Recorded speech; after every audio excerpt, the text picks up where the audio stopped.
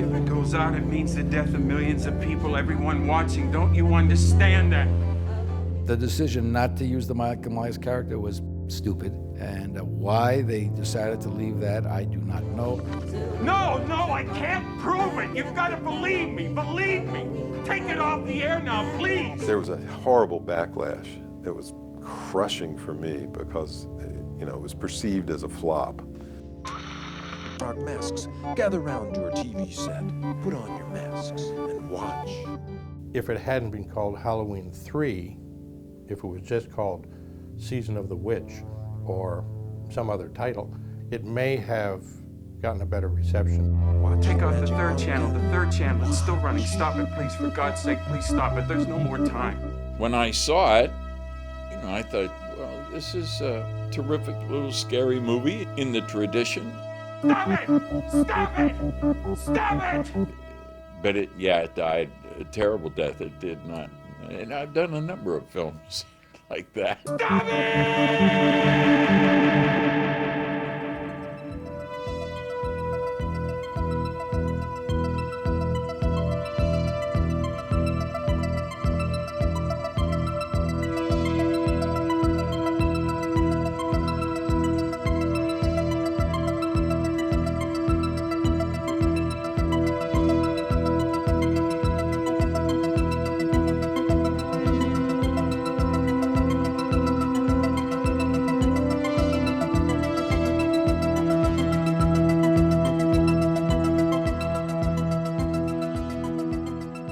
It's a real riddle how we got to Halloween 3, Season of the Witch.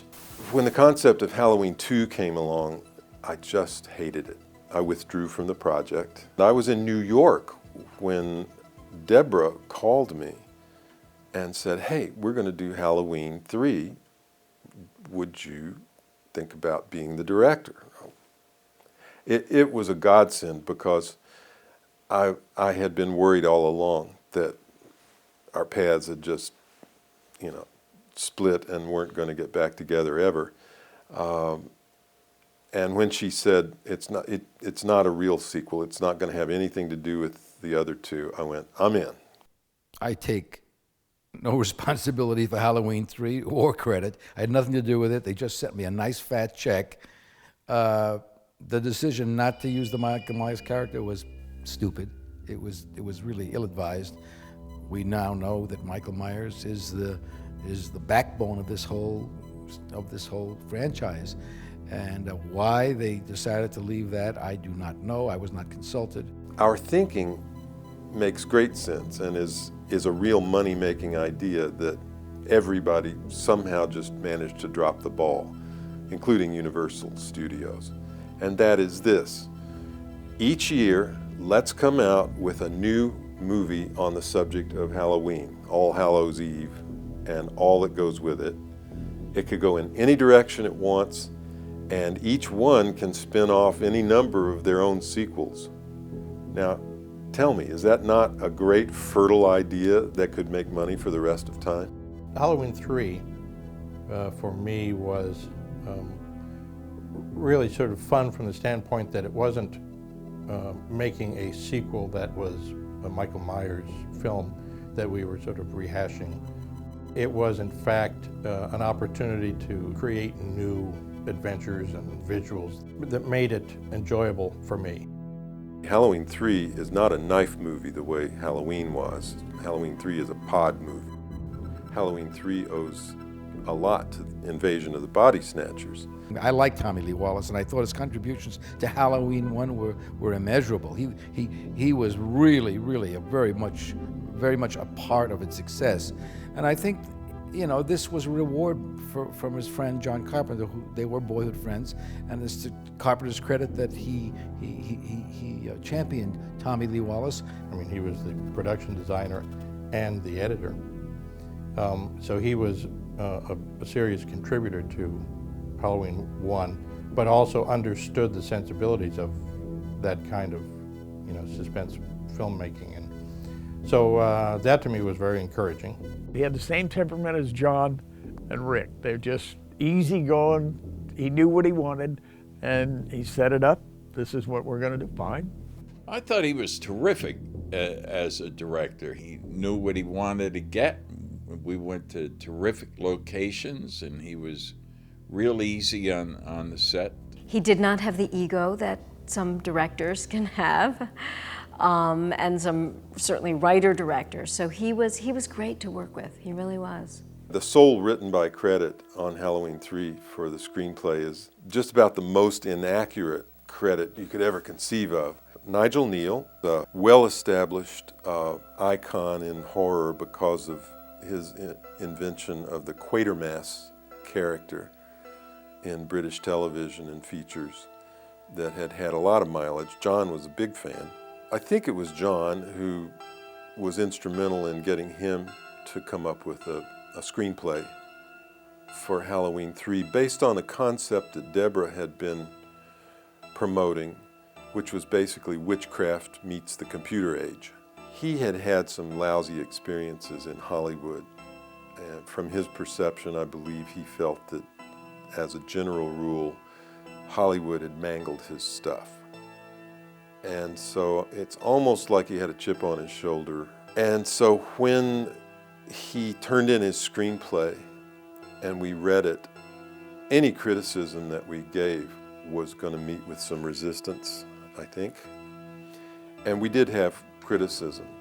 It was moody, it was dark, it was fascinating. I loved it. I'd say fully half, probably more, 60% of what he did is what that screenplay is.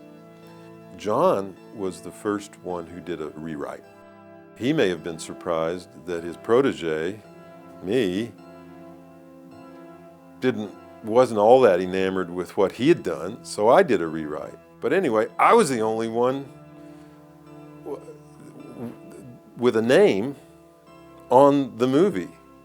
So you can see what a ridiculous credit that is. I think there was, again, this sort of team feeling about it. The fact that we were all going to be working on a variation, but, all of us, bringing our own skills and artistic sensibilities.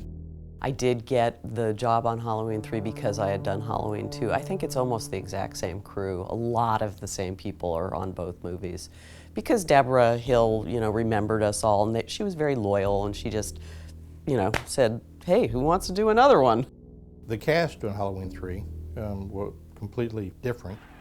I don't know, your father came into the hospital, and I thought he was crazy, out of his mind. He's hanging onto a Halloween mask, he wouldn't let it go, and what he said was, they're gonna kill us all. And in a little while, he was dead. And I don't know what the hell is going on. Tom was already sort of a member of the family.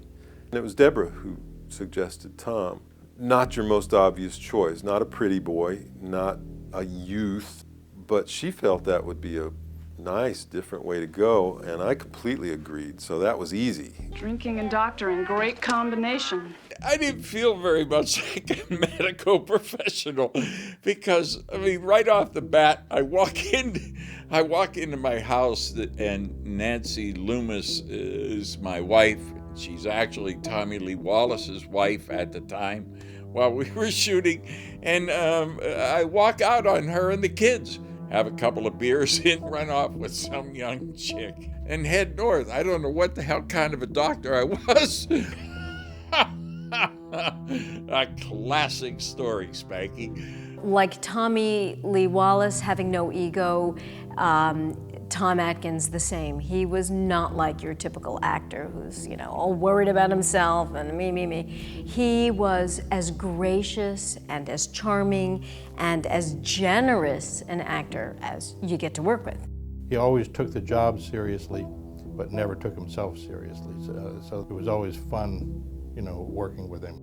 There are a lot of actors that have been around a long time who choose kind of what they do during their career. And I never really had that luxury. To me, a job was a job. If somebody invited me to play a starring role in a movie, hell yeah, I'll do it. I'm there. Is this my father? I was traumatized by seeing The Exorcist when I was a young girl, so I stayed away from horror movies. I got a copy of the script and I thought, wow, this is a great part.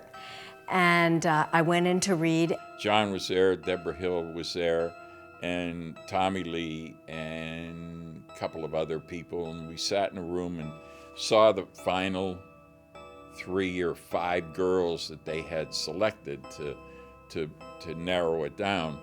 And as soon as Stacy walked in, everybody perked up. Literally, as I walked in the door returning from the audition, they offered me the part. I mean, that never happens, so it was great. What I liked about Ellie was she was a strong girl. She didn't give up. I liked the flirtatious aspect of her. She went for what she wanted, and she basically got it, except in the end. But she was a strong character, and I like strong female characters. I think we all do. We did one scene together, Stacy Nelk and I. We're coming down the road in the car, and there's a telephone pole like this, and the camera's shooting this way, and I'm supposed to come and not clip the telephone pole, but go by it. And then we cut to it, I run into the tree. And I came barreling down the road, came across, wham, I hit the pole, not hard, but enough that she went, "Yee!" Squeal. And then we went off and everything came off fine. Nobody got hurt. Where do you want to sleep, Dr. Chalice?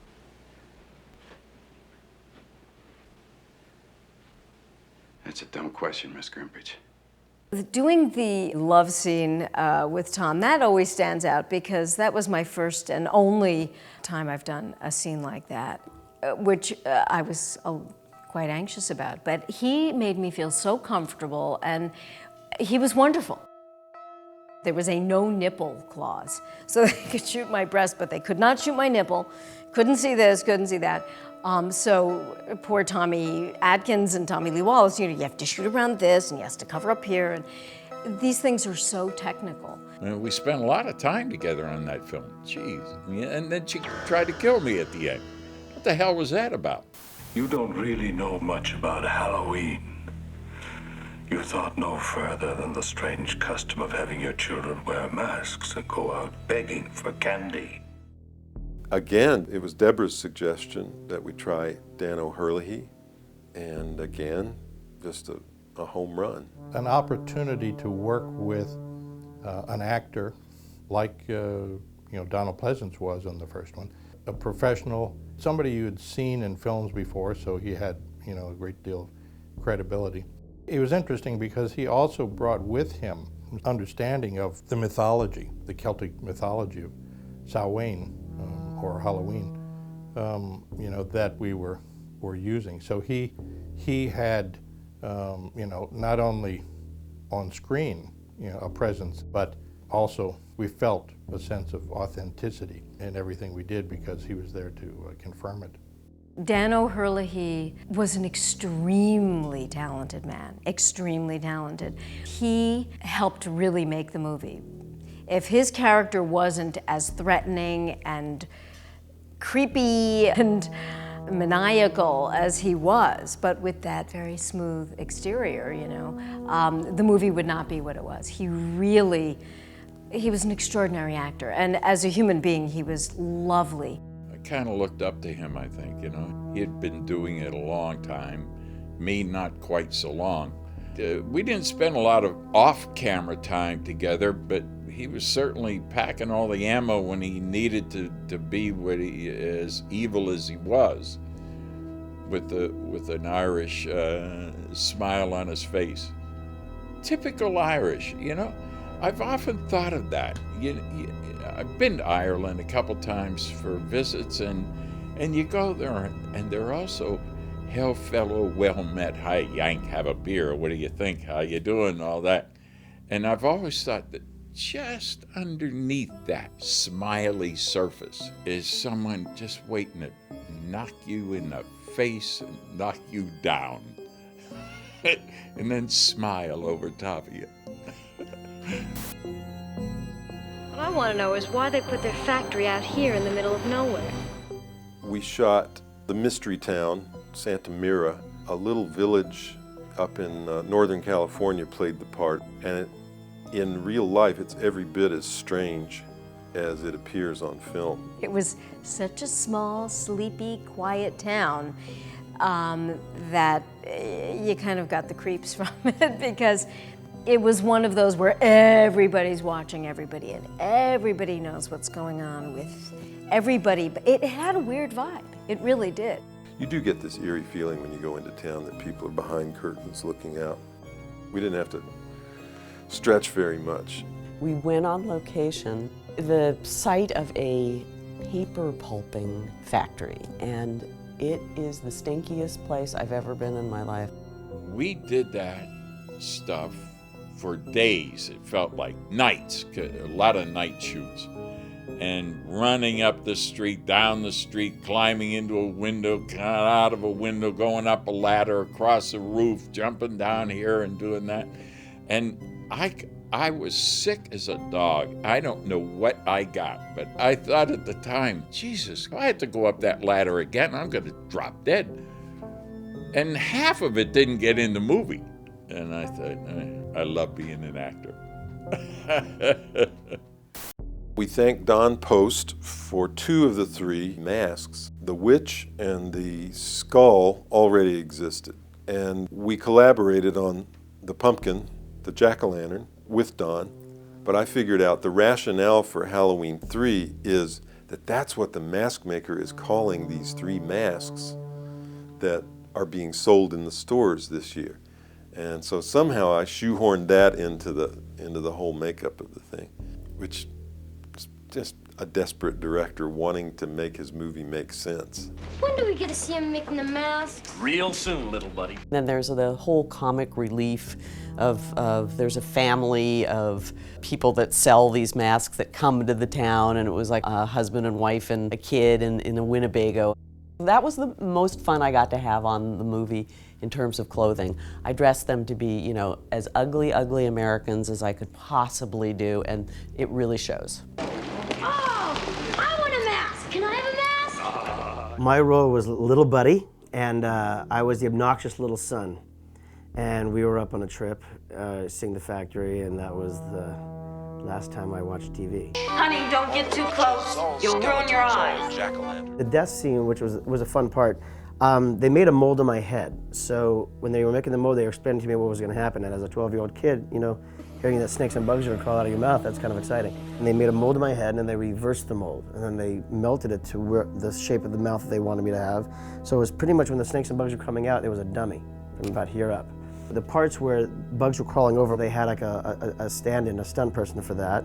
But the mask, when I was ripping it apart, you know, they only made one mask, so they made sure to do it right. Because that mask, it would fall apart if you gave it some tug, and that's what that was the part I did. They had all kinds of crickets, but when they would let the crickets go, obviously they couldn't contain all the crickets. So at the end of the shoot, the studio was just, all you heard was just crickets, crickets, crickets, people going nuts. So once we were done, we were just out of there, because my mother, she was like, I can't take it anymore, let's get the hell out of here. We've done perverted things in the name of entertainment and kind of ruining the wearing of masks, so sorry. Stop it now, turn it off, stop it! I think it ended happily. I think they do turn off that final television channel and all the kids of the world are saved. Yeah. You're an optimist. I am. My wife wouldn't agree with that, but I think I am, yeah.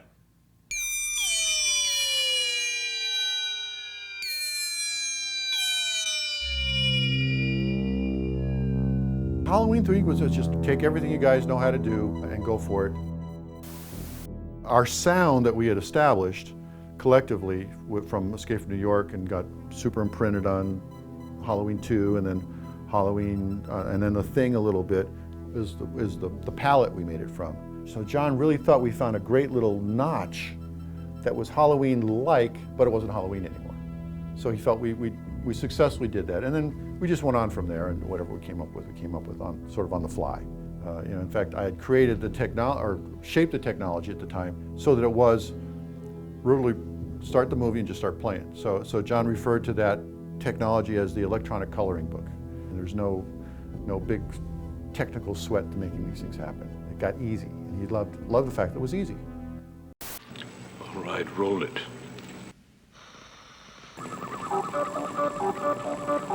One of the most fun things about Halloween 3 is the Silver Shamrock theme.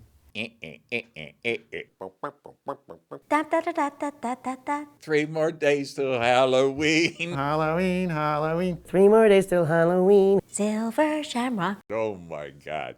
Just thinking about the song, I can't get it out of my head. Happy, happy Halloween, Halloween, Halloween, happy, happy Halloween, Silver Shamrock. We needed a jingle. No money in the budget to hire some guy to go, hey, make a jingle, please. I remember when Deborah said, you and Tommy are going to make this theme up. Go ahead. And she says, use the theme from London Bridge is Falling Down. So we have no problems with copyrights. That's completely PD. So when you think about it, that's what it is. Da, da, da, da, da, da, da. But then I went and dialed up this, on my synthesizers, this little silly thing. I think we knocked out the Silver Shamrock commercial in about a week. We generally don't know the music before we try to create something, so we had no idea what the music was going to be. That was a major surprise. I discovered I could do adequate voiceovers or create fake sound effects just for temp work in the cutting room. So I slowed down the tape recorder, and Tommy Lee Wallace sang that much like the Chipmunks would do. So he had to think, 3 more days to Halloween, and then you speed up, and so the pitch came up and the whole track came up. It turned out that I had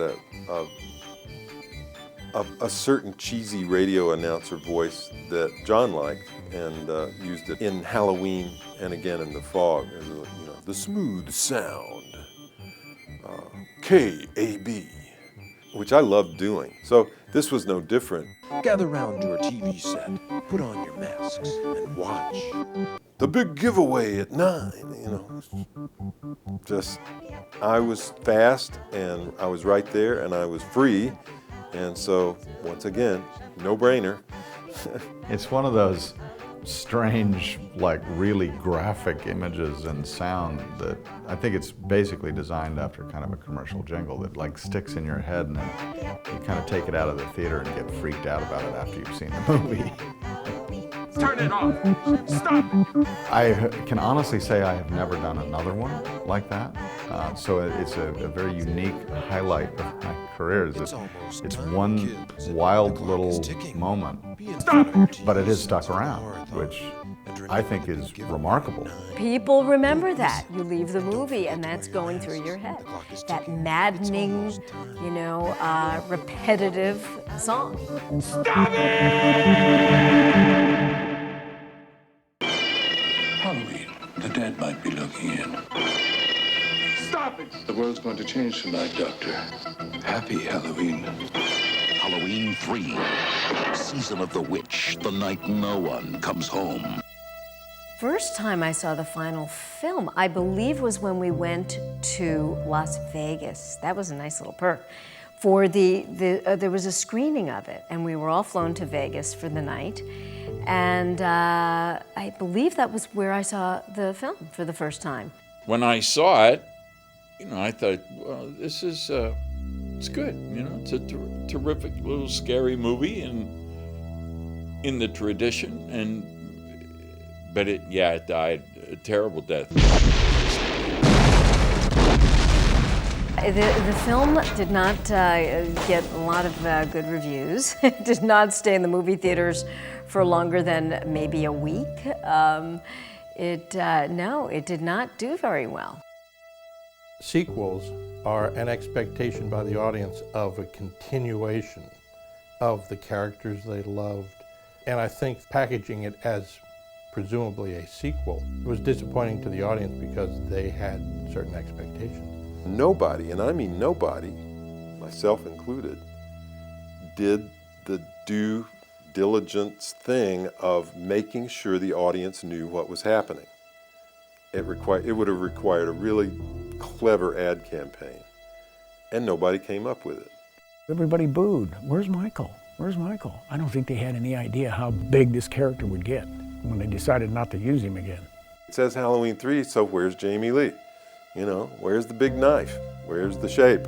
You have John Carpenter's name on it, and you have the title Halloween. And it was 3. It wasn't just Halloween. It was Halloween 3. So it had the baggage of that it had to drag along of being attached to Halloween 1 and 2.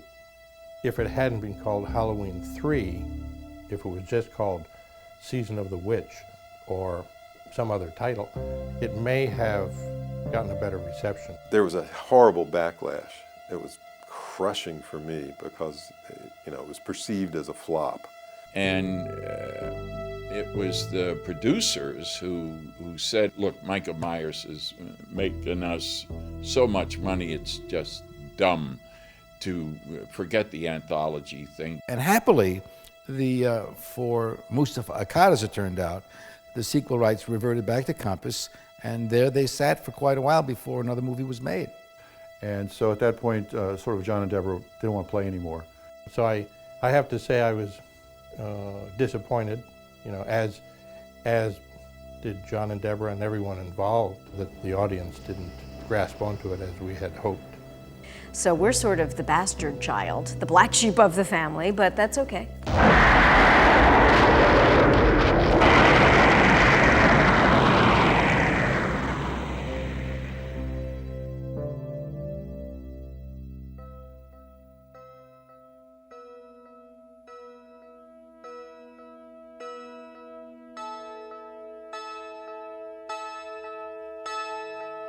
Thank you all for coming out tonight for Halloween 3. This is so awesome.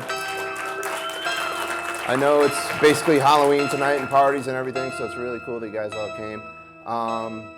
I lived for years and years with the certain perception that it had been a failure and that not very many people liked it. I thought it was a good movie, and I knew that John thought it was a good movie, and Deborah. And so that was good enough for me. It hurt that it didn't find an audience, but what can you do? You just have to butch up and go on with your career. Let's bring up the man of the hour here. We got Tommy Lee Wallace right here. Writer and director. Yeah. So one thing, I'm never quite sure. Is she a robot the whole movie, or do they turn her into one at the end? I don't know. Why ask me? When I went there and signed some autographs and shook hands and took photographs with people, I was flabbergasted at how many people adored Halloween 3 and took it to their hearts and thought it was a fine movie and enjoyed the hell out of it. That was the first inkling I had that anybody cared. I saw it on cable, and I always liked it. This movie is its own animal, and it's very unique. Lots of kids get killed. It's sort of taboo. You can't do that anymore. It has terrific performances. Dan O'Hurley, he is excellent in the film. You have amazing cinematography from Dean Cundy, who did The Thing, Escape from New York, Halloween, The Fog. So he's one of the best in town. Happy Halloween. I think recently there's been kind of a re-interest in Halloween 3. I think a sort of a rediscovery, reappreciation. It found itself, audiences found it. When I meet people that ask about it, they all pretty much seem to really like it and enjoy it. It's amazing that 30 years later, it's snowballed with all these fans, and it's become this cult classic. That's extraordinary to me. The popularity, it's interesting. I think it's fascinating that this still has a following. I often get letters with a picture of myself, and they want me to sign as an autograph. A friend of mine went on eBay and he typed in my name and found that, this is really funny, that one of the signed autograph pictures is on eBay for $5. It's nice to see that our efforts are not going unnoticed or unrewarded. So very gratifying, very healing experience for me to see it through all these years and have it kind of finally find its audience and shine a little bit. I'm tickled that I got to make Halloween 3 and work with Tommy Lee and John and Deborah again and Stacy. I'm very proud to be part of it and proud to have been in it, and I love that people get the movie now, because there were a lot of smarts behind the movie. It's a good memory. It's a very good memory, and it's once in a while when I need to like pull strings and like get into like big theaters, and like VIP lounges, I say, dude, I was in Halloween 3, so, and it works every time I get right in. It's quite fun now. I think as a standalone movie, Halloween 3 is fine. It's a good production, the story works, it has its shock value. It's a great little movie on its own. It's a standalone film. Don't judge it by Michael Myers with or without. Just watch it for its own content, and it's a pretty good little movie. Now, in retrospect, you look back at it, and it has its own charm, and in spite of the fact that it wasn't, as successful, to me that was okay because, I enjoyed, my adventure on Halloween 3. It has slowly but surely accumulated that annual audience that loves Halloween, loves the season, and loves the movie. So it's been very gratifying to notice that the fans are legion. They're out there. So thanks, fans. I'm really happy about that. Happy, happy Halloween, Halloween, Halloween. Happy, happy Halloween, Silver Shamrock. Happy, happy Halloween, Halloween, Halloween. Happy, happy Halloween, Silver Shamrock. It's almost time, kids. The clock is ticking. Be in front of your TV sets for the Horror-thon. And remember the big giveaway at 9. Don't miss it. And don't forget to wear your masks. The clock is ticking. It's almost time. Happy, happy Halloween, Halloween, Halloween. Happy, happy Halloween, Silver Shamrock. Happy, happy Halloween, Halloween, Halloween. Happy, happy Halloween, Silver Shamrock.